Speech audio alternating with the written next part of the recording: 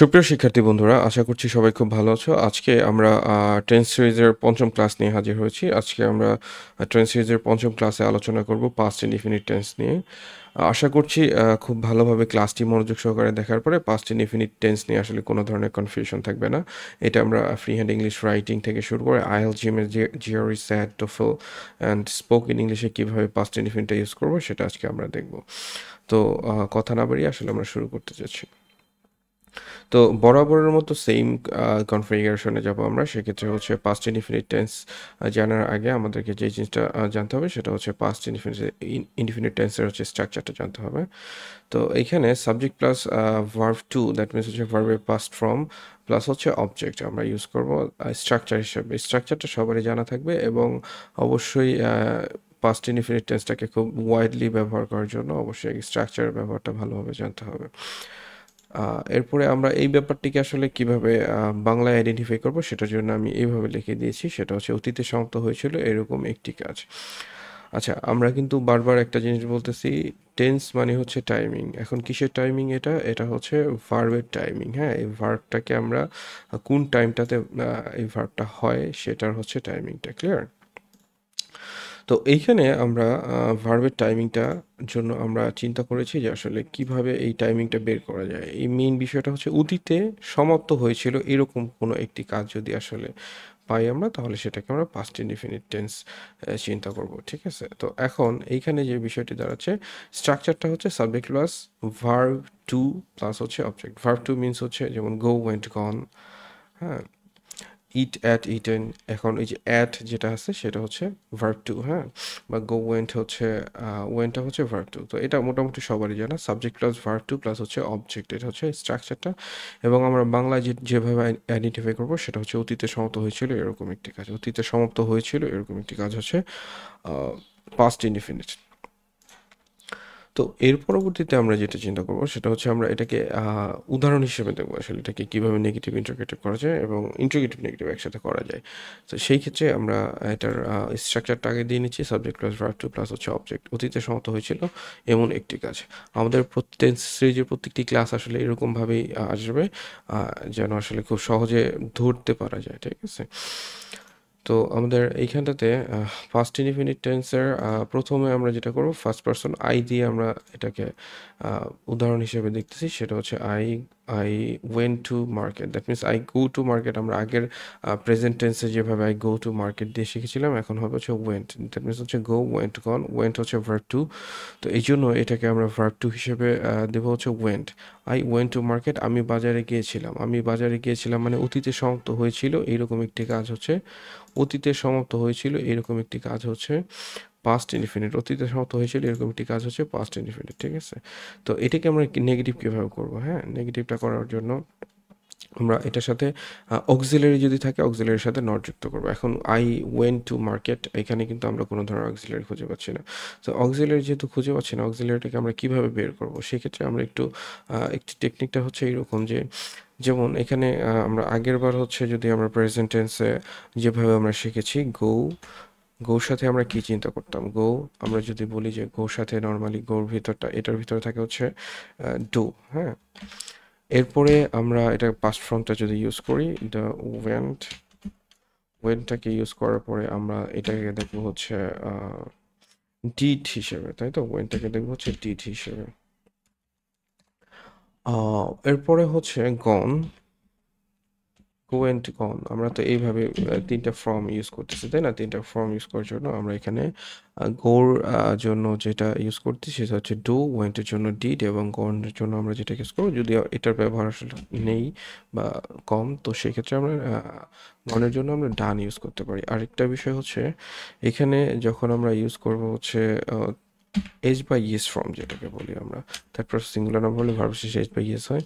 তো সেই ক্ষেত্রে আমরা ওইটাকে ইউজ করব হচ্ছে ডাজ হিসেবে। যে আসলে আমরা এখান থেকে একটু ভালোভাবে খেয়াল করি এগুলো আমি কেন নিলাম, এটার একটা রিজনটা হচ্ছে রিজনটা মিনস হচ্ছে এইখানে এই কয়েকটা জিনিস নেওয়ার একটাই কারণ, সেটা হচ্ছে আমরা মেইন চিন্তা করবো যে আসলে এখানে কি ভার্বটা আছে। যদি কোনো অক্সিলারি না পাই তাহলে এখানে আমরা পেয়েছি হচ্ছে ওয়েন্ট, দ্যাট মিনস হচ্ছে এটার ভিতরে ডিড আছে। তো যখন আমরা ডিডটাকে তখন এই ডিডের সাথে নট যুক্ত করলেই আমরা সেটা কি হয়ে যাবে, ডিডের সাথে নট যুক্ত করলে সেটা নর্মালি নেগেটিভ হয়ে যাবে, হ্যাঁ। তো ডিড এর নট, এই যে ডিড নট, হ্যাঁ, আই ডিড নট গো। এখন ডিড নট, এইখানে ডিড নটটা ইউজ করার কারণে এটা কিন্তু পাস্ট ফর্ম, এটা পাস্ট ফর্ম হওয়ার কারণেই কিন্তু আসলে মেনলি যে ব্যাপারটি দাঁড়িয়েছে সেটা হচ্ছে এটা পাস্ট ফর্ম হওয়ার কারণেই কিন্তু আসলে এখানে ডিড হয়ে গেছে, হ্যাঁ, বা ডিড ইউজ করার জন্য এখানে পাস্ট ফর্মটা হয়ে গেছে। এই জন্য ডিড নট, ডাজ নট বা ডু নট এগুলোর পরে কিন্তু ভার্বের বেস ফর্ম বসবে। তো তো এখন হচ্ছে ওয়েনটা হয়ে যাবে হচ্ছে গো। তো সেক্ষেত্রে I did not go to market, I did not go to market, I did not go to market. আমি আবার যদি একটু রিপিট করি, তো এখানে যখন আমরা ইউজ করতেছি আই ওয়েন্ট টু মার্কেট, এটার জন্য আমরা কোনো অক্সিলারি পাচ্ছি না, যে ক্ষেত্রে আমরা এটার সাথে নট যুক্ত করে নেগেটিভ করবো, এরকম আমরা পাচ্ছি না বলে এখান থেকে আমরা ওয়েন্ট থেকে আমরা ডিডটাকে বের করব এইভাবে, হ্যাঁ। ওয়েন্ট থেকে আমরা ডিডটা বের করব, ডিডটা বের করে সেটার সাথে নট যুক্ত করলে সেটা নেগেটিভ হয়ে যাবে। এবং ডিড নট এখানে বসানোর কারণে এটা কিন্তু মেনলি কি হয়ে গেছে, এটা এখন হয়ে গেছে হচ্ছে, আমরা যদি চিন্তা করি এটা আসলে কি হয়ে গেছে, এখন ফুল হচ্ছে পাস্ট ফর্ম হয়ে গেছে। কিন্তু এই জন্য ডিড নটের পরে আমরা কি বসাবো, ডিড নটের পরে বসাবো হচ্ছে গো, মানে ভার্বের বেস ফর্ম। এটা একটা রাইট ফর্ম ভার্বের রুলস হিসেবে ইউজ করা হয়। সেক্ষেত্রে do not, did not, does not এগুলোর পরে ভার্বের বেস ফর্ম বসে। এটার মেইন রিজনটা হচ্ছে এটা, যে আসলে ডিডটা ইউজ করার কারণে এখানে পাস্ট ফর্ম হয়ে গেছে। এখানে ডিড নটের পরে কখনো ওয়েন্ট বসবে না, তাহলে এখানে ডাবল পাস্ট হয়ে যাবে, রিডান্ডেন্সির ভুলটা চলে আসবে। তো আমরা ওই ভুলটা করবো না, সেক্ষেত্রে ডিড নট, ডাজ নট বা ডু নট এগুলোর পরে আমরা ভার্বের বেস ফর্ম বসাবো, ঠিক আছে। তো আমরা এই জিনিসগুলো একটু মুছে দিচ্ছি। তো আমরা আশা করছি বুঝতে পেরেছো। তো সেক্ষেত্রে আমরা পরবর্তী নেগেটিভ, এটাকে আমরা ইন্টিগ্রেটিভ করবো কীভাবে, সেমভাবে ইন্টিগ্রেটিভটা যদি আমরা দেখি, ইন্টিগ্রেটিভটা দেখার জন্য আমরা চিন্তা করবো হচ্ছে ডিড আই গো, সেম জিনিসটা এখান থেকে ডিডটাকে বের করে আমরা কী করবো, ভার্বের সেম ওয়েতে, যে আমরা অক্সিলারি থেকে যেভাবে নেগেটিভ করতাম, ইন্টিগ্রেটিভ করতাম, সেমভাবে। তো সেই ক্ষেত্রে এখানে দেখা যাচ্ছে ডিডটাকে আমরা আগে দেবো, did I go to market, did I go to market, did I go to market. এই ডিডটা বসার কারণে এখানে কিন্তু ওয়েনটা গো হয়ে গেছে। আমি আবার বলতেছি, এই ডিডটা বসার কারণে এখানে কিন্তু ওয়েনটা গো হয়ে গেছে। এখানে কিন্তু আর কখনো আমরা নর্মালি ডিড থাকার কারণে ওয়েন্ট বসাতে পারবো না, ঠিক আছে। তো এরপরে আমরা যেটা করবো, did I go to market. এখন সেম জিনিসটা যখন আমরা নেগেটিভ ইন্টিগ্রেটিভ করবো, যেহেতু আমরা অক্সিলারি ওইভাবে ইউজ করতেছি, তো এখানে আমরা যেটা করবো, didn't, simple, didn't I go to market, didn't I go to market. আমি কি বাজারে যাই নাই, আমি কি বাজারে যাই নাই। তো এটা ফার্স্ট পার্সন থেকে চলে গেল। এখন আমরা সেকেন্ড পার্সন দিয়ে যদি আলোচনা করি, সেকেন্ড পার্সনের ক্ষেত্রে আমরা যেটা করবো, ইউ। তো আমরা তো নর্মালি ইউকেই প্রশ্ন করি, হ্যাঁ, আমরা তো নিজেকে প্রশ্ন করি না, তো ইউ দিয়ে আসলে মেনলি হবে ব্যাপারটা। তো you went to market, same ওয়েতে আমরা এটাকে কী করবো, নেগেটিভ করার ক্ষেত্রে you did not go to market, তুমি বাজারে যাও না, you did not go to market, বা you didn't go to market. তো এটাকে যখন ইন্টিগ্রেটিভ করবো, did you go to market, did you go to market, did you go to market, তুমি কি বাজারে গিয়েছিলে।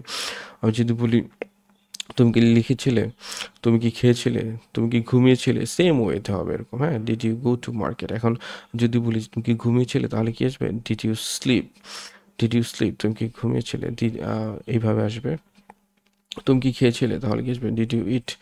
হ্যাঁ, তুমি কি লিখেছিলে, তাহলে কি আসবে, ডিড ইউ রাইট। সিম্পল, আমরা এই জিনিসগুলো কিন্তু আসলে করতে পারি, তাই না। তো এর পরবর্তীতে আমরা দেখবো যে নেগেটিভ ইন্টিগ্রেটিভটা করার ক্ষেত্রে আমরা যেটা ইউজ করবো সেটা হচ্ছে সেম ওয়েতে, একদম সেম ব্যাপারগুলো কিন্তু আসলে সহজ, হ্যাঁ। একইভাবে, didn't you go to market, তুমি কি বাজারে যাওনি, didn't you go to market, তুমি কি তোমার অ্যাসাইনমেন্ট করনি, তুমি কি ঘুমাওনি, তুমি কি খাওনি। তো এইভাবে আসলে আমরা ইউজ করতে পারি। অতীতের সমত অতীতের সমত হয়েছিল এরকম একটি কাজকে আমরা সবসময় পাস্ট ইনডিফিনিট হিসেবে আইডেন্টিফাই করব। তো আমরা এরপরে হচ্ছে থার্ড পার্সন দিয়ে যদি চলে যাই, থার্ড পার্সনের ক্ষেত্রে আমরা যেটা করব, থার্ড পার্সন মিনস হচ্ছে আই এবং ইউ ছাড়া আমরা অন্য আরেকজনকে নিয়ে চিন্তা করবো, সেটা হচ্ছে হি, অথবা এখানে কোনো নাম দিয়েও চিন্তা করতে পারি। তো হি ওয়েন্ট টু মার্কেটের ক্ষেত্রে আমরা সে বাজারে গিয়েছিল, হি ওয়েন্ট টু মার্কেট, সেমভাবে। তো এখানে কিন্তু আরেকটা ব্যাপার একটু লক্ষণীয়, সেক্ষেত্রে এই ভুলটা আমি অনেক স্টুডেন্টকে করতে দেখেছি। এখানে কিন্তু আসলে ডাজ, যেটাকে আমরা এই যে গোজের জন্য আমরা ডাজ বসাইতাম, এটা শুধুমাত্র প্রেজেন্ট ইনডিফিনিটে। আর ডিডটা সবসময় এটা first person, second person, third person সব কিছুর জন্য কিন্তু আমরা ডিড ইউজ করতে পারবো, হ্যাঁ। তো পাস্ট ইনডিফিনিটে কোনো ধরনের আসলে রেস্ট্রিকশন নেই। তো সেই ক্ষেত্রে ওই হচ্ছে প্রেজেন্ট ইনডিফিনিটে আমরা এখানে ইউজ করতাম হচ্ছে হি গোজ টু মার্কেট, এখানে হচ্ছে he does not go to market হতো। এটা হচ্ছে প্রেজেন্ট ইনডিফিনিটে। আর এখানে পাস্ট ইনডিফিনিটে হি ওয়েন্ট টু মার্কেট, আমরা দেবো he did not go to market. Clear. তো এরপরেরটা যদি আমি চিন্তা করি ইন্টিগ্রেটিভ করার ক্ষেত্রে আমরা যেটা করবো, ইন্টিগ্রেটিভ করার ক্ষেত্রে ডিডি গো টু মার্কেট, সে কি বাজারে গিয়েছিল, ডিডি গো টু মার্কেট, সে কি বাজারে গিয়েছিল, সে কি কাজটি করছিল, DD do the work, DD do the work. তো এইভাবে হবে আর কি ব্যাপারটা, হ্যাঁ। তো আমরা নেগেটিভ ইন্টিগ্রেট করার ক্ষেত্রে সেম ওয়েতে didn't he go to market, এই সেম রুলসটা আসলে বুঝতে হবে যে আসলে আমরা এটার প্রত্যেকটা ব্যাপার কিন্তু সেম, হ্যাঁ, টেন্সের প্রত্যেকটা ব্যাপার সেম, শুধুমাত্র মূল থিমটা একটু ধরার চেষ্টা করতে হবে, মূল থিমটা ধরতে পারলে ইনশাল্লাহ হয়ে যাবে। তো এইখানে আমরা যে ব্যাপারটি দিয়েছি সেটা হচ্ছে প্রেজেন্ট পাস্ট ইনডিফিনিটের স্ট্রাকচারের পর হচ্ছে অতীতে সমাপ্ত হয়েছিল এরকম একটি কাজ। আমরা এরকম একটা সেন্টেন্স নেব, সেন্টেন্স নেওয়ার পর বুঝতে হবে যে আসলে এটা কী অবস্থায় আছে কাজটা।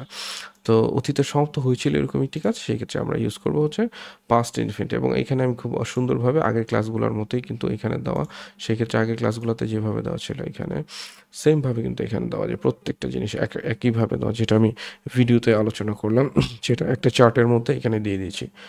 তো আশা করছি সবাই ক্লাসটি খুব মনোযোগ সহকারে দেখেছো এবং বুঝতে পেরেছো। আর পুনরায় দেখার জন্য ক্লাসটি রিভাইন্ড করে দেখতে পারো যদি না বুঝে থাকো। আশা করছি খুব ভালোভাবে বুঝতে পারবে এবং পাস্ট ইনডিফিনিটের ব্যবহারটা আমরা খুব ইজিলি করতে পারবো ইনশাল্লাহ। আজকের ক্লাস এই পর্যন্তই, ধন্যবাদ সবাইকে।